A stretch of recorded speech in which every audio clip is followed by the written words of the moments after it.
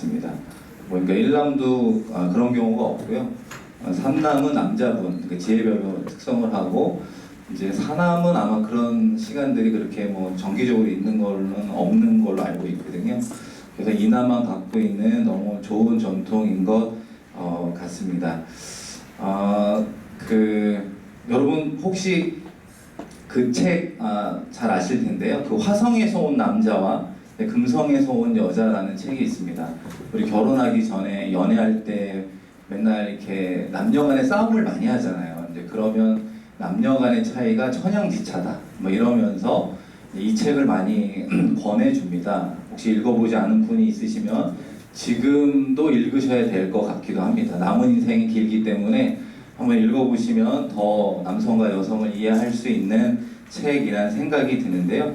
특별히 이제 스트레스를 받을 때 어떻게 대응하느냐, 이거에 남녀의 차가 아주 크다라고 말합니다.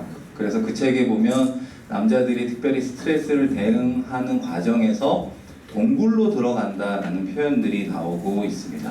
남자들은 낮에 뭐 어떤 분야에서든지 일을 하다가 스트레스를 받으면 집에 돌아와서 이제 조용히 신문을 보거나 뉴스를 보거나 자기만의 이제 시간을 가져서 그런 문제들을 풀어가려고 하고 있습니다. 그러나 반대로 우리 여성분들은 어떻죠? 보통 집에 하루 종일 계시는 분이라면은 남편이 오면 자기가 있었던 많은 이야기들을 공개하기를 원합니다. 아주 작은 일로부터 큰 일에 이르기까지 모든 것들을 다 공개해서 남편이 들어주고 맞장구쳐주고 감정적으로 공감해 주기를 원하는 성향이 아주 많죠. 그러나 남자들은 좀 그러지 않고 자기만의 시간, 자기만의 세계, 그래서 아마 그것을 동굴이라고 표현한 것 같아요. 그곳에 깊숙이 들어가서 문제도 생각해보고 자아도 성찰해보고 그런 다음에 해결책이 어느 정도 이제 솔루션이 되면 그제서야 이제 동굴에서 나오는 어떤 성향을 가지고 있는 것 같습니다.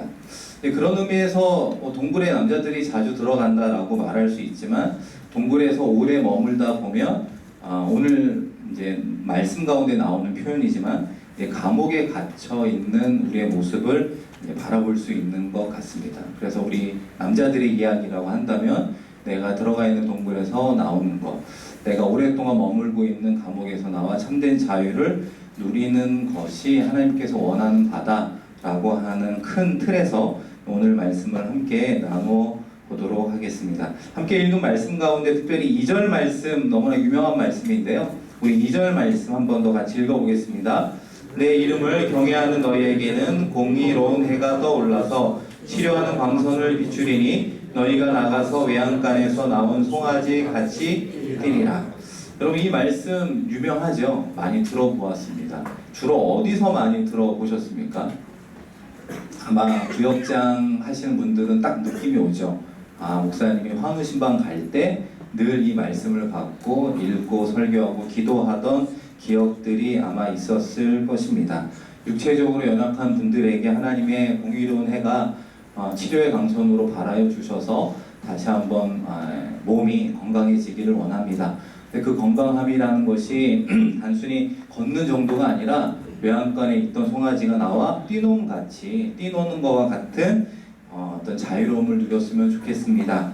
이런 어떤 위로의 말씀과 더불어서 목사님께서 기도하는 경우들이 많이 있는 것 같습니다. 여러분의 가족 가운데, 또 여러분의 구역원들 가운데, 여러분이 또 잘 알고 계신 분들 가운데 육체적으로 연약한 분들이 있을 수밖에 없잖아요. 그런 분들 가운데 다시 한번 하나님의 치료의 방선을 통해 병들고 힘든 그 자리에서 일어나는 우리의 건강의 회복의 은혜가 충만히 넘치기를 주님의 이름으로 간절히 축원드립니다. 오늘 말씀은 1차적인 의미는 그런 의미가 있습니다. 근데 이 말씀은 여러분 구약의 마지막 말씀이잖아요. 이 구약의 마지막 말씀이 말라기 말씀이 우리에게 주는 또 하나의 방향은 예언의 말씀이었습니다. 그 당시의 말씀이기도 하지만 수백 년 후에 일어날 일을 미리 예언하는 예언의 말씀이기도 하는데요. 이 말씀이 누구를 상징하고 있느냐, 여러분 누구를 상징한다라는 느낌이 드세요? 성경에서 물어보면 대부분의 대답 90%가 다 예수 그리스도입니다. 예수 그리스도에 대한 질문과 답을 하는데요. 이 공의로운 해가 예수 그리스도를 의미하는 거예요. 그 공의로운 해가 예수 그리스도를 의미하는데, 치료하는 광선이라고 하는 그 광선의 성경을 보시면 각주가 있습니다. 쭉 내려와 보시면 날개라는 부분이 있거든요. 그러니까 치료하는 광선이기도 하고 주님의 어떤 날개 그늘 아래 우리가 쉼을 쉰다라고 말할 수 있습니다. 그렇게 은혜를 받으면 이런 결과가 이루어진다라고 하는 것을 예언해 주고 있는 겁니다. 그래서 여러분, 예수님께서 하셨던 많은 사역 가운데 생각해 보시면 육체적으로 어려움을 겪고 있는 자들의 병을 고쳐주시기도 하시고, 마음이 상하고 심령이 애통하는 자에게 찾아가 위로해 주셔서 정신적으로도 다시 한번 일어설 수 있는 힘을 주시기도 하시고, 또 우리가 잘 아는 것처럼 예수 그리스도의 보혈의 은혜로 다시 한번 우리의 영혼이 자유롭게 되는, 구원받은, 그래서 죄인에서 의인으로 삶을 살아갈 수 있는 은혜를 예수 그리스도가 허락해 주시지 않았습니까? 그래서 예수 그리스도가 치료하는 광선이다, 우리를 품어주시는 주님의 날개 아래 우리가 있다라고 말할 수 있습니다. 그런데 중요한 포인트는 끝에 있다라고 말할 수 있습니다. 읽었던 2절 말씀 끝에 보시면 너희가 나가서 외양간에서 나온 송아지 같이 뛰리라 라고 말씀하고 있습니다. 그러니까 송아지가 처음에는 자기가 일어설 수 있는 힘이 없잖아요. 그러나 시간이 지나면 근육이 생기고 그러다 보면 이제 뛰어놀고 싶어 하는 마음들이 있잖아요. 그래서 외양간에서 나와 들판에 뛰놀도록 해주면 열심히 뛰어다니는, 그런 자유롭게 활동하고 하나님께 영광 올려드리는 모습을 우리에게 예언해 주고 있는 것입니다. 그래서 이 4장 2절의 말씀을 한 문장으로 요약해 본다면, 우리가 예수 그리스도 안에서 참된 자유를 누려야 된다라고 말할 수 있습니다. 여러분, 참된 자유가 어디 안에 있다고요? 예수 그리스도 안에 있다라고 말씀하고 있습니다. 예수 그리스도 안에서 우리가 참된 자유를 누리고 또 누려야만 한다라고 말할 수 있습니다. 그래서 여러분, 그 신약 말씀 요한복음 8장 32절 잘 아시죠? 진리를 알지니 진리가 너희를 자유케 하리라. 이 말씀 참 좋아하잖아요. 이 진리가 예수 그리스도를 가리킨다는 건 다 알고 있습니다. 우리가 예수 그리스도가 우리 인생의 진리요 길이다 라고 하는 것을 깨달으면 깨달을수록 그 예수 그리스도와의 영적인 교제를 통해 우리가 자유로움을 누릴 수 있다, 이렇게 말할 수 있습니다. 여러분, 제가 한번 질문해 보도록 하겠습니다. 여러분, 대학을 혹시 나오셨으면 몇 학번이셨죠? 너무 어려운 질문인가요? 학번으로 몇 학번을 다니셨습니까? 우리 이남에 되시는 분들은 79학번이요? 까마득한 선배님이시네요. 뭐 80학번도 있을 수 있고 뭐 그렇잖아요. 근데 이제 저는 93학번입니다.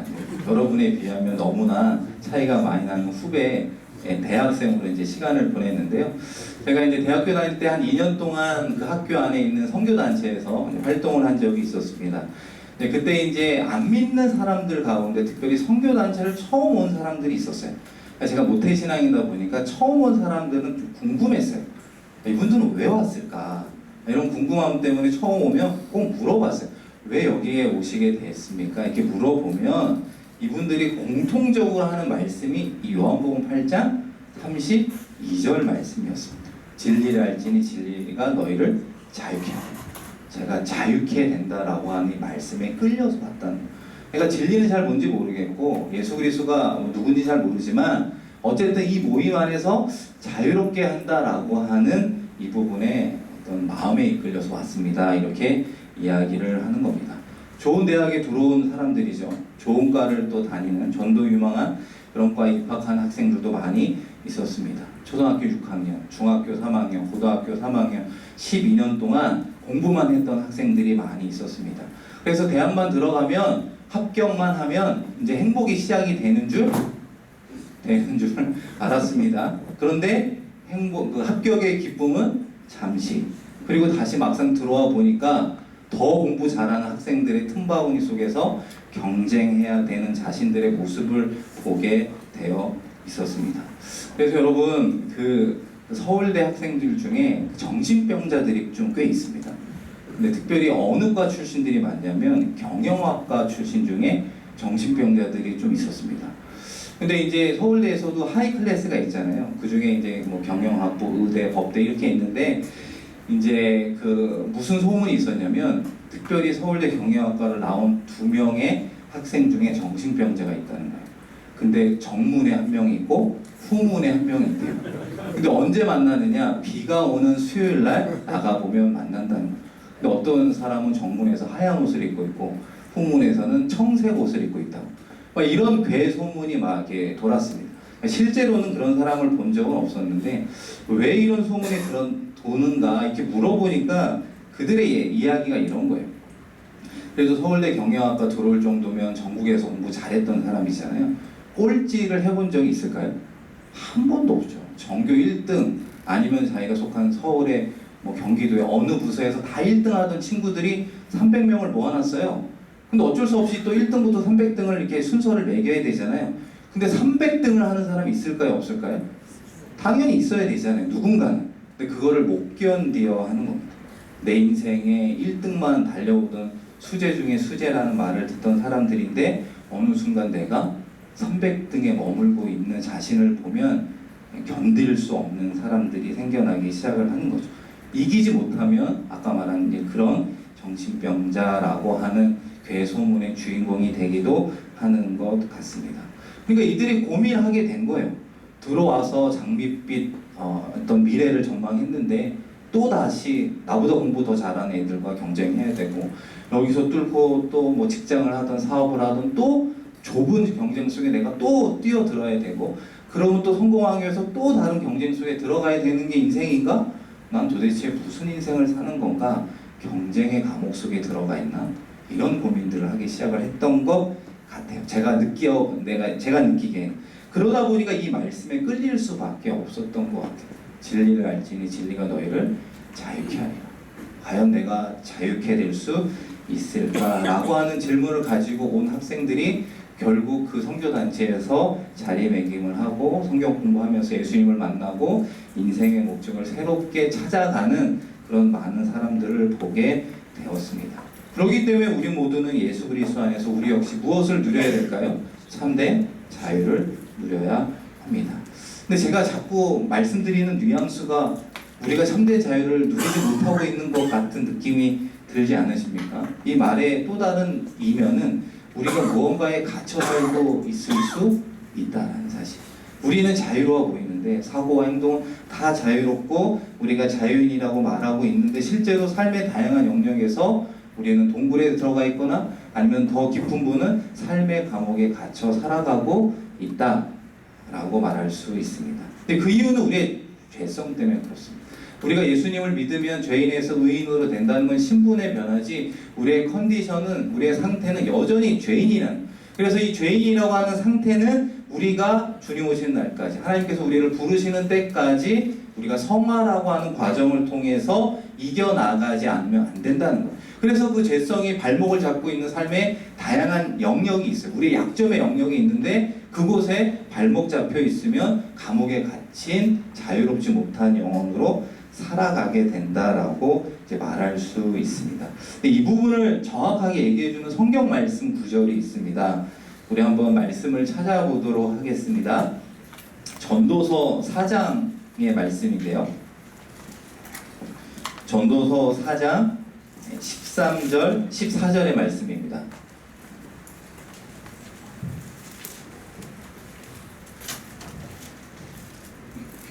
전도서 4장 13절, 14절의 말씀 952쪽인데요. 제가 가진 성경은 952쪽 전도서 4장 13절, 14절 우리 두 절 말씀 다 같이 한번 읽어보겠습니다. 가난하여도 늙고 둔하여 경고를 더 받을 줄 모르는 왕보다 나으니 그는 자기의 나라에서 가난하게 태어났을지라도 감옥에서 나와 왕이 되었음이니라. 가난하게 태어났을지라도 어디서 나와요? 감옥에서 나와 무엇이 됐다고요? 왕이 되었다라고 말씀하고 있습니다. 이 말씀은 조금 한번 읽고는 이해가 좀 어려울 수 있는데요. 전도서의 저자는 솔로몬이었습니다. 솔로몬이 자신의 선배 왕들을 보고 이 말씀을 우리에게 주고 있는 겁니다. 특별히 13절 말씀에 보시면 경고를 더 받을 줄 모르는 왕이라고 하는 왕이 나오고, 그 다음에 13절, 14절에 공통적으로 등장하는 사람이 나오죠. 자기의 나라에서 가난하게 태어났을지라도 감옥에서 나와 왕이 되었다라고 말씀하고 있습니다. 늙고 병들었고 고집스러운 왕은 어떤 누구를 이야기하느냐? 사울 왕을 이야기하고 있는 겁니다.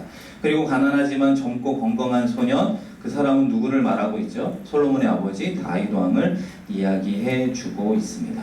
사울 왕이 이스라엘의 초대 왕이었습니다. 권력과 부를 손에 쥐었습니다. 순식간에 최고의 권력의 자리에 오르게 되었습니다. 그런데 왕으로서의 준비가 좀 부족했던 것 같습니다. 그러다 보니까 시간이 흐르면 흐를수록 솔로몬은 권력을 하나님보다 높은 곳에 두기 시작을 했습니다. 하나님의 말씀에 순종하기보단 자신이 유지하고 있는 권력에 스스로 무릎을 꿇고 말았습니다. 그래서 사울 왕의 인생의 요약은 자기가 쥐고 있는 권력을 유지하기 위해서 아둥바둥 살다 보니까 점점점 미쳐가기 시작을 했습니다. 그래서 실제로 사울 왕은 정신질환, 분열증 같은 모습들이 많이 보여지고 있습니다. 그 특징 중에 하나는 권력을 지키는 사람으로부터 나오는 어떤 증상 중에 하나는 의심입니다. 의심. 다 의심하기 시작을 하죠. 신하들도 의심하게 되죠. 믿을만 하다가 조금만 아니다 싶으면 다 이렇게 잘라버린, 이제 그런 일들을 서슴지 않고 행동으로 보여주게 됩니다. 사울 왕이 심지어는 누구까지 의심하게 되죠? 아들 요나단까지 의심하게 되고, 심지어는 누구까지 의심합니까? 사위이자 이스라엘을 어려움 속에서 구원했던 다윗마저도 믿지 못하고 그를 의심하게 되는 것입니다. 그래서 이 사울 왕이라고 하는 것은 자신의 권력을 노리는 수많은 사람들이 이 자리를 노리고 있다. 그래서 자기를 해칠 것이다 라고 하는 강박관념에 시달렸다라고 말할 수 있습니다. 여러분, 이 늙은 왕은 겉으로는 왕이었어요. 그러나 행복하지 못했습니다. 자기 스스로 권력의 감옥에 갇혀 자신을 가두어 버리고 말았습니다. 권력의 감옥에서 나오지 못한 채 그 권력의 자유를 누리지 못했다라고 말할 수 있습니다. 그에 반해 또 다른 한 사람, 모델 다윗의 이야기가 나옵니다. 소년 다윗은 가난하지만 자유로웠다라고 말합니다. 그리고 어디서 나왔다라고 말하죠? 감옥에서 나왔다라고 말하는 이 감옥이 어떤 감옥이겠습니까? 죄의 감옥, 권력의 감옥, 권력을 유지하고 싶은 욕심의 감옥으로부터 다윗은 한번 나왔던 아주 유명한 일화가 있습니다. 왜냐하면 사실 다윗은 왕이 될 충분한 자질과 기름 부음과 그 다음에 혁혁한 공을 세운 사람이었습니다. 근데 사울 왕이 미쳐가고 있을 때 창을 들어서 다윗을 죽이려고 했잖아요. 그런데 다윗이 피했습니다. 창은 이제 벽에 박혔죠. 만약에 다윗이 그 순간 권력의 욕심을 내었더라면 창을 빼어 사울 왕은 죽였습니다. 정당방위도 되고 여론도 다 자기를 지지하고 있는 상황, 하나님도 왕이 될 수 있다고 기름 부어 주었습니다. 왕이 되면 아무런 문제가 없었을 거예요. 그러면 아마 다윗도 미쳐가기 시작을 했을 겁니다. 권력의 유지를 위해서 사울 왕처럼 미쳐가고 다윗도 점점 창 던지는 기술자로 변화되었을 것입니다. 그런데 다윗이 선택한 행동은 무엇이었죠? 그 자리에서 벗어나 도망치는 것이었습니다. 권력의 욕심으로부터, 그 감옥으로부터 벗어나 도망쳤다라고 말할 수 있는 이 부분이 다윗이 가장 위대한 모습이었던 것 같습니다. 목동으로 살았을 때도 목자 되신 하나님과 교제하며 살았습니다. 아울러 도망자의 신세로 왕궁에서 사울을 피해 쫓겨났지만 그의 영혼만큼은 더욱더 자유로워졌습니다. 10여 년을 도망자로 살아가야 했지만 하나님께서 준비하신 경험과 때로는 연단과 훈련을 통해서 하나님께서 인정하는 왕이 되었을 때 이스라엘 역사상 하나님이 가장 사랑하는 그런 왕의 자리로서 그 역할을 다했던 것을 알 수 있습니다. 그래서 우리는 자기가 속한 삶의 다양한 영역 속에 있는 동굴과 혹은 감옥에서 나오는 신앙의 행동이 우리 가운데 있어야 하는 것입니다. 여러분은 어느 감옥에 갇혀 있다고 얘기하니까 되게 좀 분위기가 이상하네요. 죄를 지은 것도 아닌데 어느 감옥에 그래도 내가 오랫동안 머물러 있는가, 우리가 마지막으로 그 부분을 한번 생각해 보면 좋을 것 같습니다. 어떤 삶의 영역 속에 우리가 갇혀 있을 수 있을까? 뭐 여러 가지가 있지만 가장 대표적인 것 중에 하나가 물질의 감옥입니다. 물질의 감옥. 그러니까 누가 보아도 부자로 살아가는 분이 때로는 있잖아요. 근데 누가 보아도 이 사람만큼 인색한 사람이 없다라고 평을 듣는 사람이 주변에 있습니까? 없습니까? 아마 많이 있을 수도 있죠. 물질의 축복은 받았으나 물질의 자유를 누리지 못해 물질의 감옥에 갇혀 있는 사람이 있을 수 있다는 거죠. 대대적으로 가난하게 살았습니다. 폐품을 수집하거나 어렵게 힘들게 살았지만 그의 전 재산 수억 원을 대학교에 장학금으로 기부하는 우리 할머니들, 우리 할아버지들의 훈훈한 이야기를 들을 때가 있습니까? 없습니까? 있거든요. 그분은 우리가 보기에는 가난하게 살아가는 것 같지만 그분은 물질의 감옥에서 나와 자유로운 삶을 살아갔다라고 말할 수 있습니다. 제가 아는 어떤 성도님이 전쟁, 6.25 때 전쟁 고아로 사신 분이 있습니다.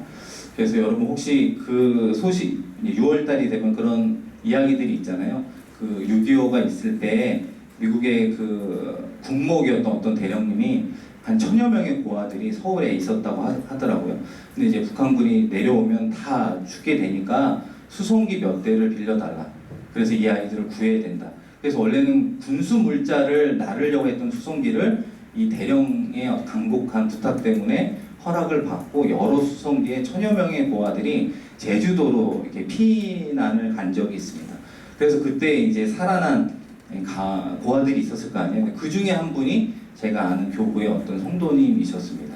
그래서 그 뒤로 이제 이분은 신앙생활도 잘 하셨어요. 가정을 이루고 또 아들을 낳고 또 그 아들이 또 믿음의 가정을 잘 이어가고 있었습니다. 뭐 부자로 산 건 아니었어요. 그냥 어느 집에 가정주부로 살았지만 그 틈틈이 이제 그 어떤 물질을 모아두기 시작을 한 거예요. 그래갖고 제가 있을 때 이분이 북한 선교를 위해서 목적 헌금을 써달라고. 그래서 얼마를 헌금하셨냐면 5천만 원을 헌금하셨습니다. 5천만 원 헌금은 별로 큰 액수는 아닌가 봐요. 한 5억 정도는 해야 이게 뭐 만남지에 글이 실릴 액수일지 모르지만 저는 이제 그분의 삶의 형편을 너무나 잘 알잖아요. 1년에 3번 신방을 가보았으니까 어떻게 사셨고 어떻게 아이를 키웠고 어떻게 살아가고 있는지를 뻔히 알잖아요. 넉넉한 살림은 전혀 아니었습니다. 그러나 그 물질의 많은 부분들을 모아서 전부 다 하나님께 드립니다.